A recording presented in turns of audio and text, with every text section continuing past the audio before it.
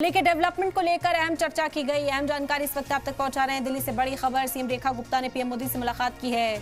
दिल्ली के डेवलपमेंट को लेकर चर्चा की गई है। इस मुलाकात के दौरान तस्वीरें सामने आई। सोशल मीडिया प्लेटफॉर्म पर ये तस्वीरें साझा की गई और चर्चा इस बात को लेकर तेज हो गई है कि अब कैसे बीजेपी अपने चुनावी वादों को पूरा करती हुई नजर आएगी, क्योंकि पीएम मोदी ने यहाँ पर बड़े वादे किए हैं दिल्ली के आवाम से।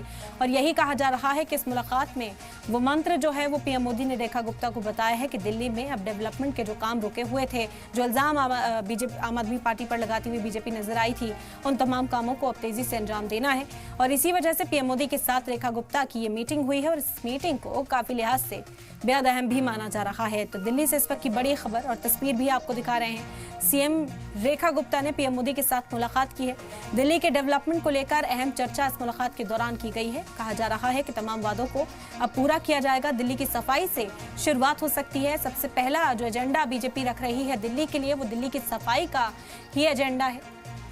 दिल्ली की सफाई पर तेजी से अब यहाँ काम किया जाएगा।